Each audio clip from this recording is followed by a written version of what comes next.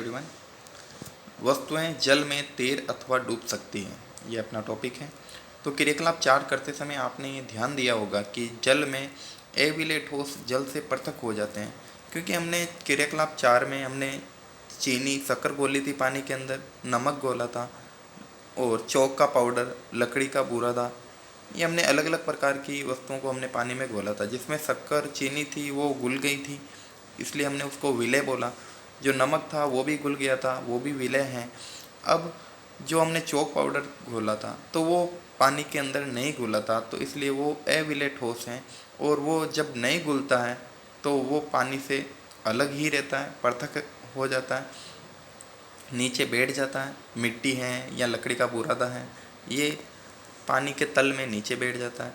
तो क्रियाकलाप 5 में भी आपने कुछ द्रवों के साथ ऐसा ही देखा कि कुछ पदार्थ जो हैं, तो इनमें से कुछ पदार्थ जो थे वो जल में मिश्रित नहीं हो पाए थे। तो जल में अगर कोई भी पदार्थ मिक्स नहीं होता तो वो या तो जल के पृष्ठ पर यानी कि ऊपरी सतह पर आ जाते हैं या नीचे तली में। तो आपने देखा कि जो जल में डूबती अथवा तैरती वस्तुएं, तो कुछ वस्तुएं हैं जो पानी के अंदर तली में बैठी हुई है, जैसे चाबी, सिक्का, कुछ कंकड़, और कुछ वस्तुएं जो हैं बॉल, ये पत्ती और रबर, ये पानी के ऊपर तैर रहे हैं। तो इससे हमें पता चलता है कि कुछ वस्तुएं पानी में तैरती हैं और डूबती है। अब ये कब तैरने लगती है, कब डूबने लगती है, तो उसको भी हम पता लगाते हैं कि अन्य वस्तुएं जो हैं, तो अन्य डूबकर गिलास के तले में पहुंच गए थे। क्या ये सही नहीं है? हम ऐसे बहुत से उदाहरण देखते हैं जिनमें पदार्थ जल में तैरते रहते हैं। तो पदार्थ जल में कब तैरते हैं? जब वो उसमें घुल नहीं पाते।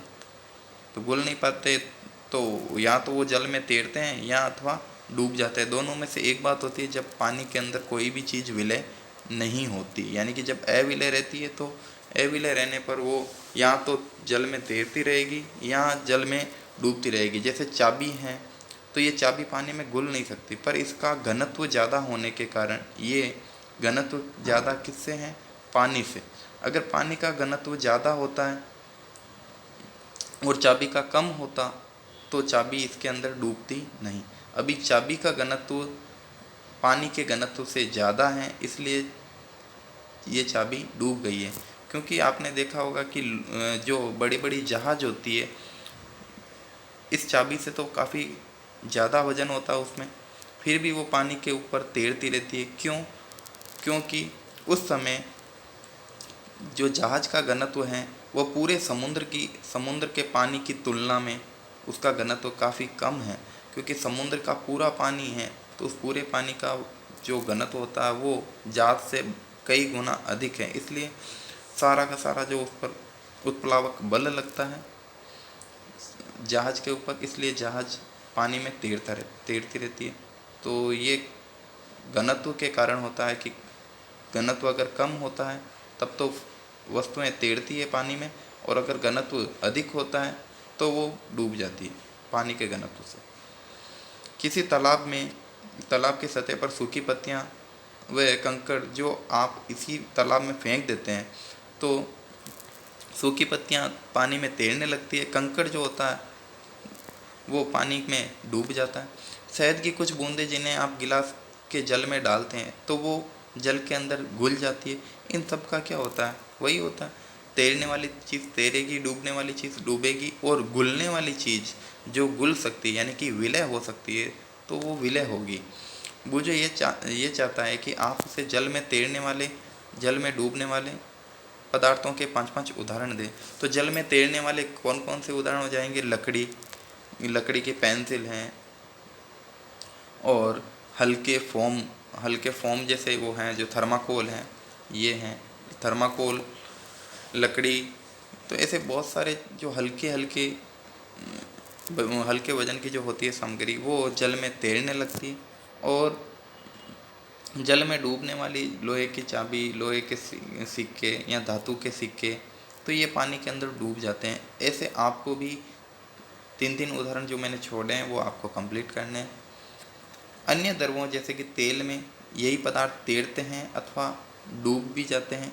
तो कुछ पदार्थ तेल में तैरते रहते हैं और कुछ पदार्थ तेल में डूब भी जाते हैं। इसे देखने के लिए आप किस प्रकार के परीक्षण करेंगे तो वो आपको प्रैक्टिकल आप कर सकते हैं। अब आता है आपके पारदर्शिता। पारदर्शिता होती है वो 3 प्रकार की होती है, पारदर्शी, अपारदर्शी और पारभासी। तो हम पारदर्शिता के बारे में पढ़ते हैं। आपने लुका छिपी का खेल तो खेला ही होगा, तो आप उन स्थानों के बारे में ही विचार करिए जहां आप खेलते समय छिपना चाहेंगे। यानी कि लुका छिपी खेलते समय आप कहीं ना कहीं तो छिपते ही हैं ताकि दूसरों को आप दिखाई नहीं दें। आप इस प्रकार के स्थान को ही क्यों चुना? क्योंकि आप इसलिए वहाँ छुपें ताकि वो आपको देख नहीं सकें। क्या आपने कभी शीशे की खिड़की के पीछे छिपने का प्रयास किया था? जिससे आप शीशे की खिड़की के पीछे छुपोगे तो आपको शीशे की खिड़की से वो डायरेक्ट सीधे ही देख लेगा। इसलिए आप शीशे की खिड़की के पीछे छुपते नहीं हो, स्पष्ट रूप से नहीं, क्योंकि ऐसा करने से पर आपका मित्र शीशे से आपका देखकर पता लगा लेगा और उन पदार्थ और सामग्री जिससे होकर वस्तुओं को देखा जा सकता है उन्हें हम पारदर्शी कहते हैं। तो आप ये यहाँ अंडरलाइन कर सकते हैं, उन पदार्थों अथवा सामग्री जिनसे होकर आप वस्तुओं को देख सकते हैं उन्हें हम पारदर्शी कहते हैं। यानी कि अगर आप शीशे की खिड़की के पीछे छुपते हैं तो आपको पता है कि आप उसके आर पार देख सकते हैं, तो जिसके हम आर पार देख सकते हैं वो पारदर्शी कहलाते हैं। देखते हैं हम उसके उदाहरण, जैसे कि कांच के आर पार देख सकते हैं, जल के आर पार भी हम देख सकते हैं, क्योंकि पानी की बाल्टी के अंदर अगर कोई चीज़ पड़ी रहती है साफ पानी में, स्वच्छ जल में, तो हमें वो पड़ी हुई चीज़ पानी की बाल्टी में अगर सिक्का डाला है हमने तो वो सिक्का अपने को दिखता है। वायु, अगर स्वच्छ वायु है तो हम उसके आर पार देख सकते हैं। अगर वायु में धुआं है तो हम एक दूसरे को नहीं देख पाएंगे, क्योंकि धुआं होने से वायु में वो वायु पारभासी भी हो सकती है, अपारदर्शी भी हो सकती है। जब अधिक मात्रा में धुआं होता है तब अपारदर्शी बन जाता है, और कम मात्रा में जब धुआं होता है तो हल्का दिखता ही है अपने को, इसलिए उसको अपारदर्शी। और जब वायु में धुआं बिल्कुल भी नहीं रहता तो हमें स्वच्छ वायु में बिल्कुल सही तरीके से हमें वस्तुएं दिखाई देती है, इसलिए हम उसको पारदर्शी बोलते हैं। कुछ प्लास्टिक पारदर्शी पदार्थों के भी बने होते हैं, तो प्लास्टिक भी अलग अलग प्रकार के होते हैं। प्लास्टिक पारदर्शी भी हो सकता है, अपारदर्शी भी हो सकता है, पारभासी भी हो सकता है। तो हम देखते हैं पारदर्शी के उदाहरण, जैसे कि ये कांच। इस कांच में आपको इसकी जितनी भी अंगुलियां हैं वो सारी अंगुलियां, आपको ये अंगुली पूर्ण रूप से अच्छे से दिख रही है, और ये जो पीछे बिल्डिंग बनी हुई है वो भी इसमें आराम से दिखाई दे रही है। क्यों? क्योंकि ये पारदर्शी है। फिर ये जो आपके प्लास्टिक की थैली है, पॉलीथीन है, तो इस पॉलीथीन के भी आर पार हम किसी भी वस्तुओं को हम देख सकते हैं जो भी इसके पीछे होगी। प्राय दुकानदार बिस्किट, मिठाइयाँ और अन्य खाद्य पदार्थों को कांच अथवा प्लास्टिक के पारदर्शी पात्रों में ही रखना अधिक पसंद करता है। वो इसलिए रखता है ताकि खरीदार इन चीज़ों को आसानी से देख सकें। आप मिठाई की दुकान पर जाते हैं या किसी जनरल स्टोर पर जाते हैं तो दुकान में रखी पारदर्शी बोतलें देखिए, इनमें क्या होता है कि आपके जो चॉकलेट पड़ी है वो चॉकलेट हैं, या इसमें ये बिस्किट हैं, ये रोल वगैरह हैं, सारी वस्तुएं आपको इन कंटेंट के अंदर जो भी ये बोतलें हैं, ये बर्तन रखें, इनके अंदर आसानी से आप देख सकते हो। मिठाई की दुकान पर भी आप जब वो मिठाइयाँ देखते हो तो उसमें जो वो उसके ऊपर कांच लगा हुआ रहता है वो पारदर्शी होता है, क्योंकि इनके आर पार हम आसानी से देख सकते हैं और हम सेलेक्ट कर सकते हैं कि अपने को कौन सी चीज़ खानी है। इसके विपरीत कुछ ऐसे पदार्थ भी होते हैं जिनसे होकर आप इन वस्तुओं को देख नहीं सकते, इन पदार्थों को अपारदर्शी कहते हैं। तो ये आप अंडरलाइन कर लोगे यहाँ से।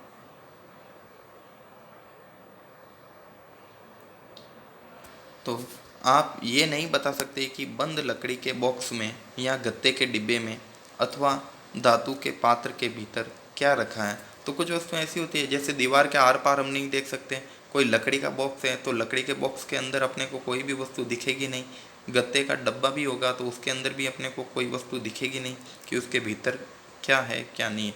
अगर वो इस प्रकार का होते हैं कि इस डब्बों के अंदर जो चीज़ पड़ी है वो तो अपने को दिख रही है, क्योंकि ये जो कांच का डब्बा है या प्लास्टिक की जो बरनी है, तो इसके अंदर रखी हुई चीज़ दिखती है क्योंकि ये पारदर्शी है। लकड़ी का गत्ता, लकड़ी, गत्ता और धातुएं अपारदर्शी पदार्थों के उदाहरण होते हैं। क्या अब हम ये समझ सकते हैं कि हम बिना किसी भ्रांति के सभी पदार्थों एवं वस्तुओं को पारदर्शी अथवा अपारदर्शी में समूह कर सकते हैं? बिल्कुल हम कर सकते हैं। कि कौन सी वस्तुएं पारदर्शी होती है? जिनके आर पार हम देख सकते हैं। अपारदर्शी, जिसके आर पार हम नहीं देख सकते। तो इनको हम अलग अलग कर सकते हैं। जैसे इस दीवार के दूसरी ओर क्या है, वो अपने को बिल्कुल भी दिखाई नहीं दे रहा, तो ये दीवार जो है वो दीवार क्या कहलाएगी? अपारदर्शी। क्रियाकलाप 6, कागज की एक शीट लीजिए और इससे होकर किसी प्रदीप्त बल्ब को देखिए। इस संबंध में अपने परीक्षण नोट कीजिए। अब कागज की शीट के बीच में 2-3 बूंद खाने के तेल या मक्खन डालकर इसे फैलाइए। तो हमने जब कागज के अंदर से रोशनी की थी तो अपने को पूर्ण रूप से रोशनी नहीं दिखाई दी थी। अब अगर हम खाने का तेल उसके ऊपर डालें और फैलाएं उसको, या मक्खन फैलाएं उसके ऊपर, तो कागज़ के उस भाग से जहाँ पर तेल फैला है, प्रदीप्त बल्ब को दोबारा से देखने पर हम क्या देखेंगे? तो हम ये पाते हैं कि अब बल्ब हमें पहले से अपेक्षा अधिक स्पष्ट दिखाई देने लगता है। क्योंकि परंतु आप जब चिकने कागज़ से होकर प्रत्येक वस्तु को पूर्णतः स्पष्ट देख लेते हैं, तो चिकने पेपर से हम जो हमने मक्खन या तेल लगाया, तो क्या हम इससे प्रत्येक वस्तु को पूर्णतः स्पष्ट देख लेते हैं? बिल्कुल भी नहीं। हमारे को धुंधला सा दिखाई देगा। ऐसे पदार्थ जिनसे होकर वस्तुओं को देख तो सकते हैं परंतु बहुत स्पष्ट रूप से नहीं देखा जा सकता, पारभासी कहते हैं। तो आप ये अंडरलाइन कर लें एक और, कि ऐसे पदार्थ जिनसे होकर वस्तुओं को देख तो सकते हैं परंतु बहुत स्पष्ट रूप से देखा नहीं जा सकता, उन्हें हम पारभासी कहते हैं। तो कागज़ पर लगे तेलीय धब्बे को आप याद कीजिए, जिसका हमने उपयोग किया था खाद्य पदार्थों का वसा परीक्षण में। पिछले पार्ट में किया था ना, खाद्य पदार्थों का वसा परीक्षण के लिए। तो वो जो हमने किया था प्रैक्टिकल, उसके अंदर हमने कागज़ के ऊपर तेल डाला था और इससे हमें पता चला कि उसमें वसा है। तो वह भी पारभासी ही था, उसके भी आर पार हम पूर्ण रूप से तो नहीं बल्कि थोड़ा सा धुंधला धुंधला हम देख सकते हैं, तो वो पारभासी ही होता है। क्या आप पारभासी पदार्थों के और कुछ अन्य उदाहरणों पर सोच विचार कर सकते हैं? तो हम करते हैं। जैसे कि इस प्रकार आपको इसमें दिख रहा है, ये हमने पेपर कुछ लिया, इसके पीछे अंगुलियां जो हैं वो अपने को पूर्ण रूप से एकदम जैसे ये हाथ दिख रहा है वैसे तो ये अंगुलियां यहाँ पर नहीं दिख रही, पर अपने को अंगुलियां दिख रही है कि 4 अंगुलियां इसके पीछे हैं। और फिर ये जो कॉइन है आपको यहाँ पर बहुत ही क्लियर रूप से दिखाई दे रहे हैं, जबकि इसके पीछे यहाँ पर जो आपको दिख रहे हैं, ये जो दिख रहे हैं स्पष्ट रूप से नहीं दिख रहे हैं, पर हमें या ये इतने दिख रहे हैं कि इसके पीछे कुछ ना कुछ कॉइन पड़े हैं। अब ये इसमें हाथ वगैरह दिख रहे हैं, सांप नहीं दिख रहे हैं, तो इसलिए हम इसको पारभासी बोलते हैं। अब ये यहाँ पर इस दीवार जैसे कांच के पीछे जो लड़की छुपी हुई है वो अपने को खड़ी दिखाई दे रही है, पर एक यहाँ से ये इतना हाथ दिख रहा है, ये तो स्पष्ट रूप से दिख रहा है, पर ये इसके पीछे ये वाला पोर्शन जो है वो अपने को पूर्ण रूप से स्पष्ट दिखाई नहीं देता, तो इसलिए हम इसको पारभासी बोलेंगे। तो अपने पास 3 प्रकार की वस्तुएं होगी। फर्स्ट, जिसके आर पार इस यहाँ पर ग्लास लगा हुआ है, इस ग्लास से आर पार हम ये पर्वतों को, गार्डन को बहुत ही आसानी से साफ साफ तरीके से हम देख सकते हैं। जबकि जो ये सेकंड है, इसके आर पार अपने को बहुत ही कम तरह से पर्वत वगैरह दिख रहे हैं, धुंधले रूप में दिख रहे हैं।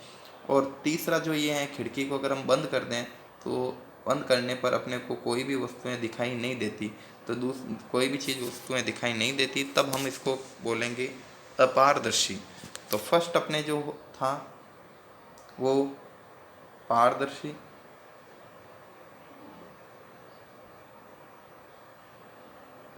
फिर जो सेकंड है वो हो गया अपने पारभासी, कि जिससे अपने को वस्तुएं पूर्ण रूप से स्पष्ट दिखाई नहीं देती। तीसरा वो जो है जिसके आर पार बिल्कुल भी नहीं दिखाई देता, तो वो वस्तु कहलाती है अपारदर्शी।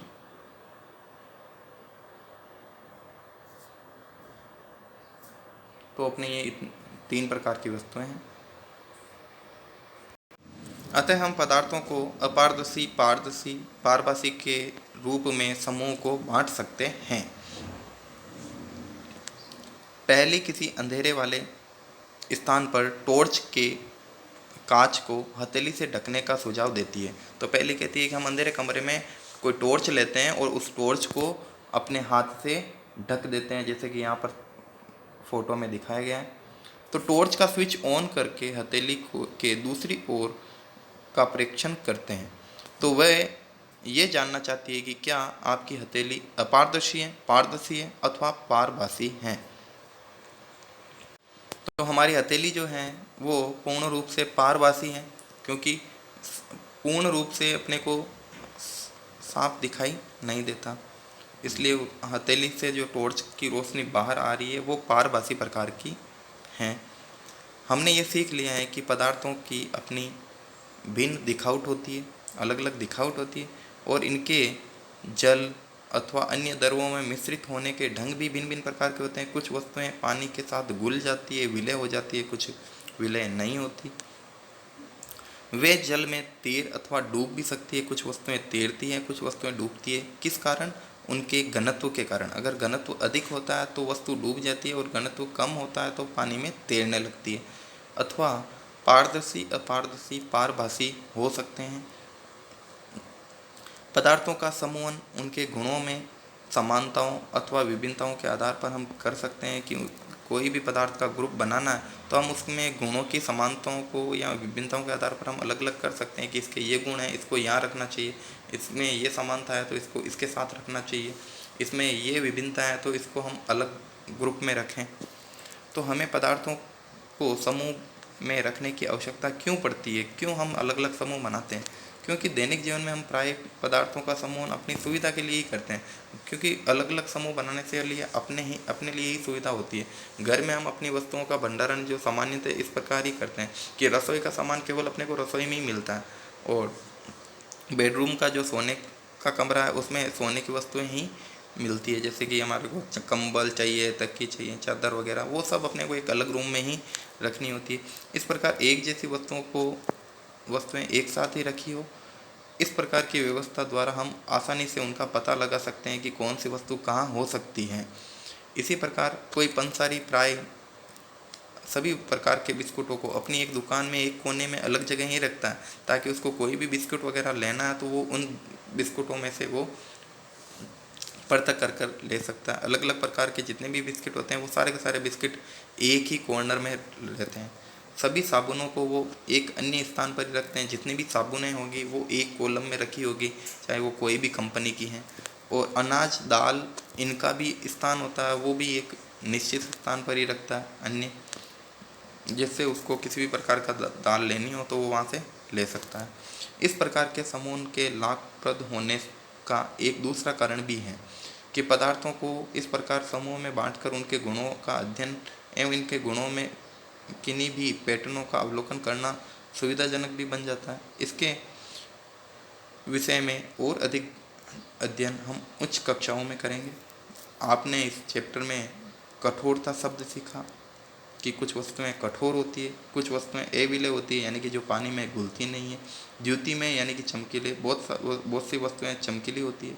पदार्थ के बारे में जाना कि पदार्थ किस प्रकार के होते हैं, ठोस, द्रव, गैस। धातु के बारे में आपने जाना। अपारदर्शी, जिसके आर पार हमें दिखाई नहीं देता। रुक्ष यानी कि जो खुरदरी वस्तुएं होती है उनके बारे में हमने जाना। विलय, जो पानी में घुल सकते हैं उनको विलय बोलते हैं। पारभासी, जिसके आर पार हम पूर्ण स्पष्ट रूप से नहीं देख सकते, धुंधला दिखाई देता है, उसे हम पारभासी कहते हैं। पारदर्शी, जिसके आर पार हम देख सकते हैं। पाठ का सारांश है, हमारे चारों ओर की वस्तुएं अनेक प्रकार के पदार्थों से बनी होती है। किसी दिए गए पदार्थ का उपयोग बहुत सी वस्तुओं के निर्माण में किया जा सकता है। और किसी वस्तु को केवल केवल एक ही पदार्थ से बनना संभव हो भी सकता है और अथवा उसे विभिन्न पदार्थों से भी बनाया जा सकता है। विभिन्न प्रकार के पदार्थों के गुण भी भिन्न भिन्न होते हैं। कुछ पदार्थ दिखावट में चमकदार भी हो सकते हैं, कुछ नहीं होते हैं, कुछ खुरदुरे भी हो सकते हैं तो कुछ चिकने हो सकते हैं। इसी प्रकार कुछ पदार्थ स्पर्श करने पर कठोर भी लगते हैं तो कुछ कोमल भी लगते हैं। कुछ पदार्थ जल में विलय हो जाते हैं तो कुछ अविलय रहते हैं। कुछ पदार्थ कांच कुछ पदार्थ जैसे कि कांच हैं ये पारदर्शी होते हैं जैसे और कुछ अन्य जो लकड़ी और धातुओं के होते हैं बने होते हैं वे अपारदर्शी कहलाते हैं। कुछ पदार्थ पारभासी भी होते हैं। पदार्थों को उनके गुणों में समानताओं तथा विभिन्नताओं के आधार पर समूह में बांट सकते हैं। वस्तुओं को सुविधा तथा उनके गुणों के अध्ययन के लिए एक साथ समूहित भी कर सकते हैं। ये आपके चैप्टर समाप्त हैं।